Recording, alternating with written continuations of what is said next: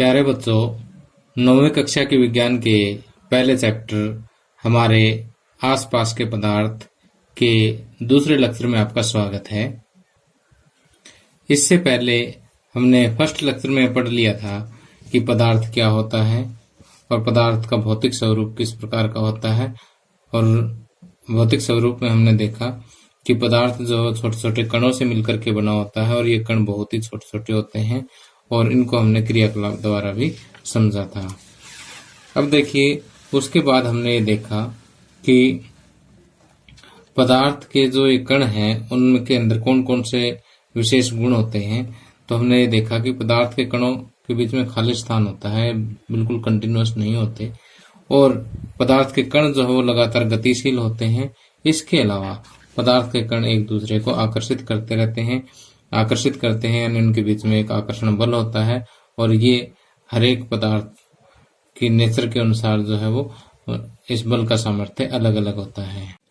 और आज इस लेक्चर में हम पदार्थ की 3 अवस्थाओं ठोस, द्रव और गैस का अध्ययन करेंगे और इन तीनों अवस्थाओं में क्या क्या अंतर है उसको भी हम स्पष्ट करेंगे। और पदार्थ की अवस्थाओं के आधार पर जो हमारे एनसीईआरटी बुक में जो प्रश्न दिए हुए हैं, बहुत ही इंपॉर्टेंट और इंटरेस्टिंग से प्रश्न हैं, उनको भी हम इस लेक्चर में हल करेंगे। तो आइए शुरुआत करते हैं। देखिए, अभी जैसे मैंने आपको बताया कि पदार्थ जो है भौतिक रूप से जो 3 अवस्थाओं में पाया जाता है, जिसको हम कहते हैं ठोस अवस्था, द्रव अवस्था और गैस अवस्था। ठीक, तो वैसे तो इन 3 अवस्थाओं के अलावा वैज्ञानिक आजकल 2 अवस्थाओं का और भी जिक्र करते हैं, प्लाज्मा और बीईसी। लेकिन इन दोनों अवस्थाओं का हम जिक्र इस चैप्टर के बिल्कुल लास्ट में करेंगे। तो अभी कंटिन्यूटी बनाए रखने के लिए हम सिर्फ 3 अवस्थाओं पर ध्यान देते हैं। कौन कौन सी है? ठोस अवस्था, द्रव अवस्था और गैस अवस्था। तो आइए सबसे पहले हम बात करते हैं ठोस पदार्थों की। ठोस अवस्था में जो पदार्थ है वो किस तरह के होते हैं, यानी जिसको हम ठोस पदार्थ भी हम कह सकते हैं। वो क्या होते हैं कि ऐसे पदार्थ जिनका आकार, आमाप और आयतन, यानी उसका शेप, उसका साइज और उसका वॉल्यूम, ये तीनों ही क्या हो? फिक्स हो, ठीक, निश्चित हो। ये तो ऐसा पदार्थ जिसका आकार मीन्स की उसकी शक्ल, उसकी शेप, आमाप, उसका साइज भी कितना बड़ा है या कितना छोटा वो उसका आमाप होता है, और आयतन तो आप समझ सकते हो, तो कि वो वस्तु जो है कितना स्थान घेरती है वो उसका आयतन होता है। तो अगर किसी पदार्थ की ये तीनों चीजें निश्चित हो तो वो पदार्थ क्या कहलाता है? ठोस कहलाता है। जैसे लोहा है, लकड़ी है, पत्थर है। तो ये ऐसी चीजें हैं जिनका आकार, आमाप और आयतन तीनों निश्चित है, इसलिए हम इनको क्या कहते हैं? ठोस पदार्थ कहते हैं। तो देखिए कि हमने क्या देखा कि ठोस का आकार, आमाप और आयतन तीनों ही क्या होता है? निश्चित होता है। ठीक, अब बात करते हैं हम द्रव की। द्रव के अंदर जो है न तो आकार निश्चित होता, न ही आमाप निश्चित होता, जबकि आयतन उसका निश्चित होता है। अब मैं इसको थोड़ा एक्सप्लेन करता हूँ। मान लिया कि मेरे पास 100 ml पानी है। क्या है? 100 ml पानी है। जैसे इसको मैंने इस टाइप के गिलास में डाल दिया, इस पानी को, तो ये पानी क्या है? इस गिलास की शेप ले लेगा। और अगर मैंने कोई इस टाइप के बीकर में डाल दिया तो ये बीकर की शेप ले लेगा। ठीक, तो पानी का देखिए, न तो आकार यानी उसकी शक्ल जो है वो, उसकी शेप जो है वो फिक्स नहीं है। कभी गिलास की शेप ले लेता है, कभी इसकी शेप ले लेता है, कभी, और न इसका आमाप फिक्स है, कभी लंबा हो जाता है, कभी चौड़ा हो जाता है। ठीक, यानी जिस बर्तन में हम डालेंगे उसी के हिसाब से उसका आकार और आमाप दोनों चीज हो जाएगी। लेकिन आयतन इसका फिक्स है कि अगर आपने 100 ml पानी लिया है तो गिलास में डालोगे तो भी 100 ml रहेगा और इस बीकर में डालोगे तो भी 100 ml रहेगा। तो हम ये कहते हैं कि वे पदार्थ जिनका आकार और आमाप तो निश्चित नहीं होता, लेकिन जिनका आयतन निश्चित होता है, वे पदार्थ क्या कहलाते हैं? द्रव पदार्थ कहलाते हैं। इनको इंग्लिश में हम लिक्विड बोलते हैं। ठीक। और ठोस को बोलते हैं सॉलिड्स। ठीक। अब हम बात करते हैं गैसेस की। गैस क्या होता है कि ऐसे पदार्थ न तो जिनका आकार निश्चित होता, न ही आमाप निश्चित होता, न ही उसका आयतन निश्चित होता है, उनमें कोई भी चीज निश्चित नहीं होती। अब जैसे मान लीजिए कि हमारे पास जो है 1 लीटर गैस है, किसी विशेष तापमान पर एक सिलेंडर के अंदर 1 लीटर गैस है। अब इस सिलेंडर से ये गैस निकाल करके मैंने एक बड़े सिलेंडर में ये गैस डाल दी। ठीक। तो अब देखिए मैं यहाँ पर ये गैस दिखा रहा हूँ, गैस के कण हैं ये, पहले सिलेंडर में थे, फिर हमने किसी तरीके से क्या किया कि ये गैस निकाल करके इसमें डाल दी। अब यहाँ पर भी क्या होगा कि ये गैस के कण जो है इस पूरे सिलेंडर को भर लेंगे। ठीक। पहले तो मान लिया कि ये 1 लीटर का सिलेंडर था हमारे पास यहाँ पर। ठीक। अब मान लिया कि 5 लीटर का सिलेंडर है, तो पहले उतनी ही गैस ने 1 लीटर ऑक्यूपाई कर रखा था, 1 लीटर स्थान घेर रखा था। अब उसी गैस ने जो है 5 लीटर स्थान घेर लिया, बर्तन को पूरा भर लेगी। ठीक। तो बर्तन को क्योंकि पूरा भर लेती है, तो गैस सिलेंडर को पूरा भर लेती है, तो हम ये कहते हैं कि इसका आयतन भी निश्चित नहीं होता। तो ऐसे पदार्थ जिनका आकार, आमाप और आयतन कोई भी चीज निश्चित नहीं होती, ऐसे पदार्थ क्या कहलाते हैं? गैस कहलाते हैं।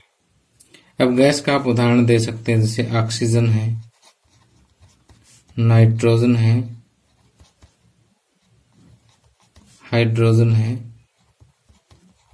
ये सभी गैसेस के उदाहरण हैं। और द्रव के उदाहरणों में जैसे हमने एक पानी ले लिया था, पेट्रोल ले सकते हो या पारा ले सकते हो, मरकरी जिसको हम बोलते हैं, तो ये द्रव के उदाहरण हैं। अब देखिए हम कुछ ऐसे पदार्थों की बात करते हैं जिनमें स्टूडेंट्स को अक्सर कंफ्यूजन होता है कि क्या ये ठोस है। जैसे मान लिया हम बात करते हैं रबड़ बैंड की। रबड़ बैंड यानी जो रबड़ हम यूज करते हैं, जैसे पैसे की कोई गड्डी उसके ऊपर लपेटने के लिए, या महिलाएं अपने बालों वगैरह में यूज करती है, उस रबड़ बैंड की हम बात कर रहे हैं। कि अब ये कहता है कि रबड़ बैंड को अगर हम, जैसे मान लिया इतना सा होता है, अगर इसको खींच दे तो इतना लंबा हो जाएगा ये। ठीक। तो ये कहता है कि इसका शेप साइज तो फिक्स नहीं हुआ, तो क्या इसको ठोस कहेंगे? क्वेश्चन तो अच्छा है कि रबड़ बैंड का शेप और साइज की हम बात कर रहे थे, आकार हम आपकी बात कर रहे थे, वो तो इसका फिक्स नहीं हुआ, तो क्या इसको ठोस कहना ठीक है? तो हम ये कहेंगे क्योंकि बल लगाने पर इसका आकार चेंज हो जाता है, लेकिन बल को जैसे आप हटाओगे वापस ऐसा कैसा नहीं हो जाएगा। तो हम ये कहेंगे कि बल लगाने पर इसका आकार चेंज होता है, लेकिन बल हटाने पर ही अपने क्योंकि मूल आकार में आ जाता है, इसलिए हम इसको ठोस ही मानेंगे। और अगर बहुत ज्यादा बल लगा दोगे तो टूट जाएगा। ठीक। ऐसा तो हर एक ठोस के साथ होता है। अगर मान लीजिए हम इवन लोहे के ऊपर भी बहुत ज्यादा बल लगा देंगे तो वो भी टूट जाएगा। ठीक। तो इसलिए रबड़ बैंड को हम ठोस कहना ज्यादा उचित समझेंगे। तो प्यारे बच्चों, जो चीजें मैं आपको समझा रहा हूँ वो सारी मैंने नोट्स में लिख दी है, और ये नोट्स जो है आप को इसी वीडियो के डिस्क्रिप्शन में लिंक मिल जाएगा, तो आप वहां से डाउनलोड कर सकते हो। और ये इसकी अगर आपने पीडीएफ डाउनलोड करनी हो तो आपको मेरी मोबाइल ऐप डाउनलोड करनी होगी, और उसमें आप 9th क्लास में जाकर के साइंस सेलेक्ट करना, वहां से आप फर्स्ट चैप्टर में जाकर के इसके नोट्स डाउनलोड कर लेना। ठीक। तो अभी जो मैं क्वेश्चन आपको डिस्कस करवा रहा था वो ये था, रबड़ बैंड को क्या माना जाए, क्या खींचकर इसका आकार बदला जा सकता है, क्या ये ठोस है? तो हम कहेंगे रबड़ बैंड ठोस है, क्योंकि बाह्य बल लगाए जाने पर इसका आकार बदलता है और बल हटा लेने पर पुनः अपने मूल आकार में आ जाता है। अत्यधिक बल लगाने पर ये टूट भी जाता है। तो इन्हीं कारणों से हम क्या कहते हैं, रबर बैंड को ठोस कहते हैं। अब इसके अलावा हम बात करते हैं चीनी की। चीनी, शुगर, जो हम चाय में डालते हैं। अभी कहता है कि जैसे मान लिया चीनी हमने कप में डाले तो कप का शेप ले लिया, गिलास में डाले गिलास का शेप ले लिया, ठीक। तो इसका मतलब इसका भी शेप साइज फिक्स नहीं है, तो क्या चीनी को भी आप ठोस मानोगे? तो हम ये कहेंगे कि चीनी जो है वो छोटे छोटे क्रिस्टल से मिलके बनी होती है, छोटे छोटे दानों से मिलके बनी होती है। अब इन दानों को चाहे आप प्लेट में लो, किसी जार में लो, कप में लो, हाथ में लो, लेकिन इन क्रिस्टल का जो साइज है, शेप है, आकार है, वो नहीं बदलेगा, ठीक। तो हम चीनी को भी क्या कहेंगे, ठोस कहेंगे। इसी तरह से स्पंज, किसकी बात कर रहे हैं हम, स्पंज की बात कर रहे हैं। स्पंज जो है हम इस तरह से अपने सोफे की गद्दी वगैरह में यूज करते हैं, ठीक है। तो देखिए मेरे पास ये एक स्पंज का पीस है, तो यहां से देखिए ये कहता है कि स्पंज को अगर हम दबाएं तो देखिए इसका शेप एंड साइज जो है चेंज हो गया है, ठीक। तो क्या इस चीज को भी ठोस कहना उचित है? तो हम ये कहते हैं कि देखो इसको ध्यान से कि इसके अंदर क्या है कि छोटे छोटे छिद्र हैं, ठीक। और इन छिद्रों के अंदर क्या होता है, वायु का समावेश हो जाता है, इसके अंदर हवा चली जाती है, ठीक। और जैसे हम इसको दबाते हैं ना तो ये हवा बाहर निकल जाएगी, ठीक। तो उसी वजह से इसका संपीड़न संभव है, ठीक। लेकिन इसको हम कहेंगे क्या, ठोस ही कहेंगे, ठीक। तो देखिए कि यहां पर हमें पूछा गया कि स्पंज क्या है, यह ठोस है लेकिन फिर भी इसका संपीड़न संभव है, क्यों? तो मैं ये कहेंगे कि स्पंज ठोस है क्योंकि स्पंज में बहुत ही छोटे छोटे छिद्र होते हैं जिनमें वायु का समावेश होता है। जब हम इसे दबाते हैं तो वायु बाहर निकलती है जिससे इसका संपीड़न संभव होता है, अतः स्पंज को हम क्या कहेंगे, ठोस ही कहेंगे। और ऊपर जो चीनी वाला क्वेश्चन मैंने डिस्कस करवाया था वही सेम टू सेम क्वेश्चन यहाँ पर मैंने दिया हुआ है। अब देखिए कि ठोस, द्रव और गैस की परिभाषा समझने के बाद हम इनके गुणों में अंतर देख लेते हैं, और वास्तव में एग्जामिनेशन पॉइंट ऑफ व्यू से भी ये बहुत इंपॉर्टेंट क्वेश्चन बनता है। तो यहाँ देखिए कि अगर हम आकार और आमाप की बात करें तो ठोसों का जो आकार है वो निश्चित होता है, द्रव का अनिश्चित होता है और गैस का आकार या आमाप भी अनिश्चित होता है। जबकि आयतन की अगर हम बात करें, आयतन ठोसों का भी निश्चित होता है, द्रव का भी आयतन निश्चित होता है, लेकिन गैस का जो आयतन है वो अनिश्चित होता है क्योंकि इस सिलेंडर को पूरा भर लेते हैं, जैसे मैंने अभी आपको बताया है, ठीक। तो अब इसी तरह से घनत्व, पहले तो घनत्व देखिए होता क्या है कि जैसे मान लीजिए कि हमारे पास यहाँ पर ये कोई इकाई आयतन है। इकाई आयतन का मतलब कि आप एक ऐसा घन अज्यूम कर लीजिए, एक ऐसा घन सोच लीजिए जिसकी लंबाई, चौड़ाई और ऊंचाई एक एक इकाई है। वो इकाई आप सेंटीमीटर भी ले सकते हो, एक एक मीटर भी ले सकते हो, ठीक है। तो अब देखिए ये हमारे पास एक ऐसा घनाकार डिब्बा है जिसकी लंबाई, चौड़ाई और ऊंचाई एक एक सेंटीमीटर है, ठीक। तो इस घनाकार डिब्बे में अगर हम कोई पदार्थ डालें, ठीक, अगर उस पदार्थ का द्रव्यमान ज्यादा होता है तो उसका घनत्व ज्यादा होगा, और उसका अगर उस पदार्थ का अगर हम देखें कि द्रव्यमान अगर कम है तो उसका घनत्व क्या होगा, कम होगा। उदाहरण के लिए अगर मैं यहाँ पर इसके अंदर कुछ अगर यही घन जो है लोहे का ले लेता हूं मैं, ठीक, और इसी घनाकार डिब्बे के अंदर पानी ले लेता हूं, ठीक, तो आप बताइए लोहे का इसमें द्रव्यमान ज्यादा होगा कि पानी का ज्यादा होगा? तो सिंपल सी बात है, लोहे का ज्यादा होगा, ठीक।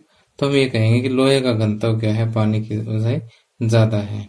तो घनत्व की अगर हम परिभाषा दें तो मास पर यूनिट वॉल्यूम होता है, मास पर यूनिट वॉल्यूम। इसको अगर हिंदी में देखें तो वॉल्यूम मीन्स आयतन, मास मीन्स द्रव्यमान, की इकाई आयतन में द्रव्यमान की मात्रा, इकाई आयतन में द्रव्यमान की मात्रा जो है वो क्या होती है, घनत्व होती है। जैसे ये जो डिब्बा मैंने बनाया इकाई आयतन ही है, इस इकाई आयतन में जो द्रव्यमान अगर ज्यादा आएगा तो घनत्व ज्यादा, द्रव्यमान कम आएगा तो घनत्व कम। और इसके अंदर अगर आप कोई भी गैस डालोगे तो उसका द्रव्यमान और भी कम होगा, ठीक है। अगर इतनी ही आयतन वाली कोई गैस लोगे तो उसका द्रव्यमान और भी कम होगा। इसका मतलब गैसेस का जो घनत्व है वो सबसे कम होता है। तो घनत्व की अगर हम बात करें, ठोस का घनत्व जो है अधिक होता है, ठीक, और गैस का घनत्व जो है बहुत ही कम होता है, बहुत कम होता है। और गैसों का घनत्व जो है वो ठोस से कम, लेकिन गैस से, द्रवों का जो घनत्व है वो ठोसों से कम लेकिन गैसों से अधिक होता है, ठीक। अब हम बात करते हैं कठोरता की। किसकी बात करते हैं? कठोरता की। तो कठोरता में आप देख ही सकते हैं कि ठोस सबसे कठोर होते हैं, ठीक, और द्रव कठोर नहीं होते। जैसे पानी है कठोर नहीं होता, गैस तो बिल्कुल भी कठोर नहीं होती। समझ गए बात को? अब सोचने वाली बात है कि ठोसों का घनत्व इतना अधिक क्यों होता है, या फिर इसकी अगर हम कठोरता की बात करें तो ठोस बहुत ज्यादा कठोर क्यों होते हैं? क्योंकि ठोसों के जो कण हैं, जैसे हमने पिछले लेक्चर में पढ़ा था कि पदार्थ के जो कण है उनके बीच में क्या होता है कि एक आकर्षण बल होता है जिसको अंतराणुक बल कहते हैं। क्या कहते हैं? अंतराणुक बल कहते हैं कि अणुओं के बीच का जो बल है वो ठोसों में बहुत ज्यादा होता है। अणुओं के बीच का जो आकर्षण बल है वो ठोसों के बीच में बहुत अधिक होता है, और द्रव में उतना अधिक नहीं होता जितना ठोसों में होता है। गैसों में तो ये बल बहुत ही कमजोर होता है, ठीक। तो यहां से हम ये कह सकते हैं कि जैसे ये बल बहुत ज्यादा स्ट्रोंग होगा तो जितने भी कण हैं उनको ये टाइटली बांध देगा, ठीक, स्ट्रोंगली आपस में बांध के रखेगा इसको। अगर बांध के रखेगा तो सिंपल सी बात है वो चीज कठोर ही होगी, और जितनी कठोर होगी उतना ही उसके अंदर क्या होगा, घनत्व जनरली अधिक होएगा। सामान्य तौर पे, एक्सेप्शन तो कहीं भी हो सकती है। तो यहाँ पर हम ये कहते हैं कि हम बात कर रहे थे अंतराणुक बल की, कि अंतराणु का मतलब अंतरा प्लस अणु, कि अणुओं के बीच का बल, अणुओं के बीच का बल जो है वो बहुत अधिक होता है, इसमें बहुत कम होता है, और इसका जो है ठोसों से कम लेकिन गैस की कंपैरिजन में जो है वो अधिक होता है। अब विसरण की अगर हम बात करें, ठीक, चलो मैं इसको अब नोट्स में से बता देता हूँ, थोड़ा सा आपको अच्छी तरह समझ आ जाएगा। अब देखिए यहाँ पर पहले ये 3-4 पॉइंट तो बिल्कुल सिंपल है, आप देख के पढ़ ही लोगे, इसमें कोई बड़ी बात नहीं है। हम पांचवा पॉइंट डिस्कस कर रहे थे कि इसके कणों में अंतराणुक बल जो है बहुत अधिक होता है। इनके कणों में अंतराणुक बल जो है गैसों से अधिक होता है और ठोसों से कम होता है, और इनके कणों में अंतराणुक बल जो नगण्य होता है। नगण्य का मतलब बहुत ही कम होता है, नए के बराबर ही होता है, ठीक। अब हम बात करते हैं ठोसों के विसरण की। विसरण का मतलब होता है कि एक पदार्थ का दूसरे पदार्थ के अंदर, एक पदार्थ के कणों का दूसरे पदार्थ के कणों के अंदर घुस जाना जो है विसरण कहलाता है। तो जैसे पिछले लेक्चर में हमने विसरण के बारे में पढ़ा भी था। ठीक, तो यहाँ पर देखिए कि ठोसों के अंदर विसरण जो है नगण्य होता है। ठीक, अगर दो ठोस आप आपस में मिला भी दोगे तो विसरण बहुत ही कम, नेग्लिजिबल होता है। और जो द्रव है उनमें विसरण जो है गैसों की अपेक्षा कम होता है, लेकिन ठोसों की अपेक्षा अधिक होता है। जैसे मान लीजिए आप 100 ml पानी लो, उसके अंदर 2-3 बूंदे स्याही की डाल दो, धीरे धीरे सारे के अंदर फैल जाएगी। इसका मतलब इनमें विसरण होता तो है, लेकिन गैस जितनी जल्दी फैलती है ना उतना नहीं होता। मान लिया कि अभी आपने अगरबत्ती जला दी यहाँ पर, और ये इतना बड़ा रूम है। ठीक, तो इस रूम में जस्ट 3-4 सेकंड में जो है इसकी स्मेल आगे वाले कोने तक पहुंच जाती है, क्योंकि इसका विसरण अधिक होता है। जबकि यहाँ देखिए छोटा सा गिलास आपने लिया और स्याही की बूंद जो है लगभग 10 से 15 सेकंड ले लेगी, या उससे ज्यादा भी समय ले लेगी पूरा इसको मतलब रंगीन करने में। जबकि यहाँ पे इतना बड़ा रूम है और यहाँ पे आपने अगरबत्ती इस कोने में जलाई, इस कोने तक लगभग 2-3 सेकंड में इसकी स्मेल पहुंच जाती है। इसका मतलब जो अगरबत्ती का जो धुआं है वो भी एक किस्म की गैस है, और वायु है वो भी गैसों का मिक्सचर है। तो गैसों के अंदर विसरण जो है वो बहुत अधिक होता है। इसी वजह से अगरबत्ती की जो स्मेल है वो काफी दूर तक पहुंच जाती है। ठीक, अब बात करते हैं संपीड़न की, कि ठोसों को संपीड़ित नहीं किया जा सकता। नहीं तो हम नहीं कहेंगे कि ठोसों में संपीड़न, नगण्य कहेंगे इसको ठीक कर लेना नोट्स में भी, कि ठोसों में संपीड़न जो है नगण्य है। इनका भी ये लिख देना कि इसका भी नगण्य है। ओके, नगण्य का मतलब जिसकी गणना लगभग न के बराबर की जाती है। इसलिए हम इनको कह देते हैं कि संपीड़न नहीं किया जा सकता। लेकिन अगर हम थोड़ा सा हायर लेवल पे देखें तो संपीड़न होता तो है, लेकिन नेग्लिजिबल होता है और इनको संपीड़ित किया जा सकता है। और ये इसके कणों में बहुत कम गतिज ऊर्जा होती है। यहाँ पे अगर हम कहें कि इनके कणों में बहुत ही कम गतिज ऊर्जा होती है, यानी इनके कणों में जो मोशन होता है, गति जो होती है वो कम होती है। गति कम होगी तो गतिज ऊर्जा भी कम होगी। लेकिन द्रव के जो कण हैं उनमें गति होती रहती है, तो इनमें कुछ गतिज ऊर्जा होती है। लेकिन गैसों में गतिज ऊर्जा बहुत अधिक होती है, क्योंकि इनके कण जो है वो काफी तेजी से गति करते हैं। तो प्यारे बच्चों, आप यहाँ पर ठोस, द्रव और गैस अवस्था या ठोस, द्रव और गैस पदार्थों के बीच में आप अंतर समझ चुके हैं। तो अब जो टॉपिक हमने अभी तक पढ़ा है आज के लेक्चर में, उसी पर जो है हमारे एनसीईआरटी बुक में कुछ क्वेश्चन दिए हुए हैं, उन क्वेश्चंस को हम अभी डिस्कस करते हैं। अब देखिए, आपको यहाँ पर कुछ एनसीईआरटी बुक के क्वेश्चन दे रखे हैं। तो यहाँ पर आपको ये बताया गया है कि घनत्व की परिभाषा जो हम पहले ऊपर पढ़ चुके हैं कि इकाई आयतन में द्रव्यमान जो है वो क्या कहलाता है, घनत्व कहलाता है। द्रव्यमान प्रति इकाई आयतन को हम क्या कहते हैं, घनत्व कहते हैं। तो कहते हैं घनत्व के बढ़ते हुए क्रम में इनको हमें अरेंज करना है। तो देखिए कि सबसे हल्की में से क्या चीज होती है, सबसे कम द्रव्यमान किसका होता है, वायु का होता है या चिमनी का धुआं, इन दोनों में से देखिए। तो चिमनी का धुआं देखिए कि निकलते ऊपर उठता है, ऊपर उठता है तो इसका मतलब वायु से तो हल्का ही होगा। तो इसका मतलब 1 नंबर पे तो हम इसको लगा देंगे, 2 नंबर पे वायु को लगा देंगे। अब बात रहती है कि वैसे तो लिक्विड का उसका बाद आता है घनत्व, तो लिक्विड में शहद और जल आता है। लेकिन यहाँ पर देखिए कि रुई भी दे रखी है। अगर आप सोच के देखिए कि अगर हमारे पास एक बोतल के अंदर हम रुई डाल देते हैं, उसी के अंदर शहद है, तो सिंपल सी बात है कि रुई हल्की होगी उसमें। तो 3 नंबर पे हम रुई ले लेते हैं, और 4 नंबर पे हम जल ले लेते हैं, 5 नंबर पे शहद, 6 पे चौक और 7 पे लोहा ले लेते हैं। ठीक, तो अभी जो मैंने नोट्स डाले हैं उनमें थोड़ा सा मिसप्रिंट है इसमें, तो मैं उसको ठीक कर दूंगा। ओके, तो आज जस्ट इस वीडियो के तुरंत बाद आप डाउनलोड कर सकते हैं, अपडेटेड वर्जन है उसका।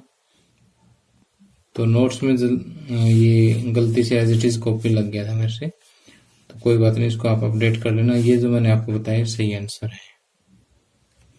अब देखिए यहाँ पर कहता है कि पदार्थ के विभिन्न अवस्थाओं के गुणों में होने वाले अंतर को सारणीबद्ध कीजिए। सारणी हम ऊपर अध्ययन कर ही चुके हैं, इसलिए यहाँ पर मैंने इसको दोबारा नहीं लिखा है। अब आगे इसी क्वेश्चन के बी पार्ट में आपको दिया हुआ है कि निम्नलिखित पर टिप्पणी कीजिए। दृढ़ता यानी कठोरता होगी एक किस्म से। संपीड़ितता की किसी चीज को संपीड़ित यानी उसको कितना दबाया जा सकता है, जैसे ये जो है एक किस्म से इसको अगर हम दबाते हैं तो ये संपीड़ित हो गया, ठीक। तरलता उसकी लिक्विडिटी जो है, और बर्तन में गैस का भरना, आकार, गतिज ऊर्जा और घनत्व, इन चीजों को हमने डिस्कस करना है अभी। तो यदि हम दृढ़ता की बात करें तो हम जैसे मैंने बताया था कि पदार्थ के कणों के बीच में जो आकर्षण बल होता है उसी के कारण क्या होती है, दृढ़ता होती है। यह आकर्षण बल जितना अधिक होगा उतना ही वो पदार्थ क्या होगा, दृढ़ ज्यादा होगा। अब ठोसों में आकर्षण बल बहुत अधिक होता है, उसी कारण ठोस क्या होता है, दृढ़ होते हैं। और द्रवों में ये कुछ कम होता है, गैसों में जो है ये बल बहुत ही कम होता है, इसलिए गैसें जो सबसे कम दृढ़ होती हैं।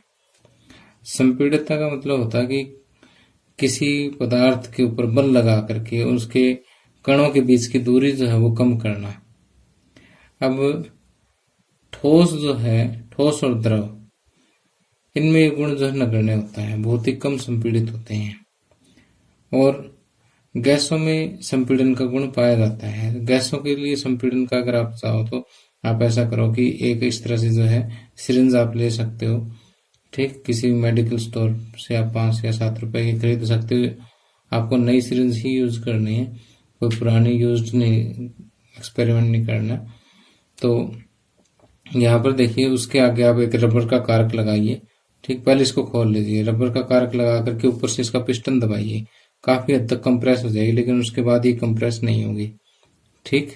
तो इसका मतलब जैसे यहाँ से अगर आप इसको दबाना शुरू करोगे तो लगभग आधी ये कंप्रेस हो जाएगी, आधी से थोड़ी बहुत कम कंप्रेस होगी। तो हम ये कह सकते हैं कि गैसों में गैस से जो है संपीड़ित हो सकती है, कंप्रेस हो सकती है, ठीक। लेकिन ठोस और अगर इसी के अंदर आप पानी डाल करके एक्सपेरिमेंट करना एक बार, बहुत ही कम जो है कंप्रेस होगी, बहुत ही कम संपीड़ित होगी। इसी तरह से आगे वाला जो गुण आता है हमारे पास, ये है तरलता का गुण, ठीक। तरलता का मतलब होता है किसी चीज का बहना। अब देखिए कि द्रव और गैस दोनों बह सकते हैं, तो तरलता का गुण द्रव और गैस में पाया जाता है। ठोस नहीं बहते। ठोस अगर आपने कहीं एक जगह रख दिया तो रख दिया, वो नहीं लेगा, वो नहीं बहेगा, तो ठोसों में तरलता का गुण नहीं होता। अब आगे आता है बर्तन में गैस भरना। तो गैसों को संपीड़ित करके किसी गैस में किसी बर्तन में भरा जा सकता है, यानी किसी सिलेंडर में भरा जा सकता है, ठीक। और सिलेंडर में भरने के लिए उसके ऊपर दाब बहुत ज्यादा होना चाहिए और उसका तापमान क्या होना चाहिए, कम होना चाहिए, तभी उसमें भरी जाएगी, ठीक। और अगर हम बात करें आकार की, गतिज ऊर्जा की और घनत्व की, ये हम पहले भी डिस्कस कर चुके हैं कि ठोस के कणों के बीच में अंतराणु का बल जितना अधिक होगा, तो क्योंकि ठोस जो पदार्थ होते हैं उनके कणों के बीच में अंतराणु बल अधिक होता है, इसलिए उनका आकार क्या होता है, निश्चित होता है। जबकि द्रव और गैसों में ये बल इतना स्ट्रांग नहीं होता, उस वजह से इनका आकार निश्चित नहीं होता। गतिज ऊर्जा का भी हम ऐसे ही कह सकते हैं कि किसी पदार्थ के कणों की गति के कारण जो ऊर्जा उत्पन्न होती है उसको हम क्या कहते हैं, गतिज ऊर्जा कहते हैं। और ताप बढ़ने पर पदार्थ के कणों की गति बढ़ जाती है, तो समझ लो गतिज ऊर्जा भी क्या है, बढ़ जाएगी, ठीक। और गैसों में अंतराणु बल कम होता है, जिसके कारण इसके कण जो है वो क्या है, आसानी से गति कर लेते हैं, गति करने में स्वतंत्र होते हैं। इसलिए गैस के कणों में जो गतिज ऊर्जा है वो सबसे अधिक होगी, द्रवों में उससे कम होगी, ठोस में सबसे कम होगी। और घनत्व जैसे अभी हम डिस्कस करके आ ही चुके हैं कि ठोसों का घनत्व सबसे अधिक होता है, द्रवों में उसका कम, और गैसों में सबसे कम होता है। और लास्ट में जो थर्ड क्वेश्चन है वो है कि कारण बताइए कि गैस पूरी तरह से उस बर्तन को भर देती है जिसमें इसे रखते हैं। तो हम यही कहेंगे कि गैस के कणों की जो गतिज ऊर्जा है वो काफी अधिक होती है और उसमें आकर्षण बल काफी कम होता है, जिसके कारण जो गैस के कण है वो चारों ओर अनियमित गति करते हैं। इसी कारण गैस जो क्या करती है, पूरे बर्तन को भर लेती है। आगे आता है कि गैस बर्तन की दीवारों पर दबाव डालती है। जैसे मान लीजिए कि एक बर्तन है, इसके अंदर आपने गैस डाल रखी है, ठीक, क्या कर रखा आपने, गैस डाल रखी है। तो ये कहता है कि ये दीवारों पर क्या करती है, दबाव डालती है। तो देखिए कि जैसे ये हमने देखा था कि गैस के कणों में क्या होती है, अनियमित गति होती है, जिससे कारण वो क्या करेंगे, इसकी दीवारों के साथ टकराएंगे। ठीक, जब इनके ऊपर टकराएंगे तो सिंपल सी बात है, बल तो लगेगा ही। ठीक, अब इकाई क्षेत्रफल पर लगा हुआ बल क्या कहलाता है, दबाव कहलाता है। ठीक, तो इस बर्तन का जो क्षेत्रफल है, इकाई क्षेत्रफल है, इकाई क्षेत्रफल का मतलब इकाई लंबाई और इकाई चौड़ाई, इस क्षेत्रफल पर भी तो कुछ ना कुछ बल लगेगा।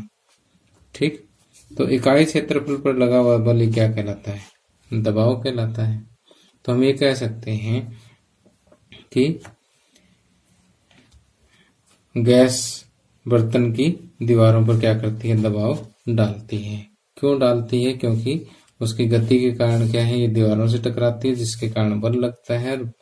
बल इकाई क्षेत्रफल पर लगा हुआ बल ही क्या कहलाता है, दबाव कहलाता है। इसी वजह से गैस जो है वो क्या करती है, बर्तन की दीवारों पर दबाव डालती है। और आगे वाला तो पार्ट बिल्कुल ही आसान है कि लकड़ी की मेज ठोस क्यों कहलाती है, क्योंकि इसका आकार आयतन निश्चित होता है, संपीड़ित ये हो नहीं सकती, इसलिए लकड़ी की मेज क्या है, ठोस है। और अगला जो लास्ट पार्ट है इस क्वेश्चन का कि हवा में हम आसानी से अपना हाथ चला सकते हैं, लेकिन एक ठोस लकड़ी के टुकड़े में हाथ चलाने के लिए हमें कराटे में दक्ष होना पड़ेगा। क्योंकि वायु में अगर हम हाथ चलाएंगे तो आसानी से क्यों चलेगा, क्योंकि वायु के कणों के बीच में दूरी बहुत अधिक होती है। तो हाथ को कोई रोकने वाला तो है नहीं, आसानी से हिला सकते हैं उसको। ठीक है, क्योंकि कणों के बीच में दूरी अधिक है, तो जैसे हम हाथ हिलाएंगे तो जो दूरी अधिक है तो ये कण जो संपीड़ित हो जाएंगे।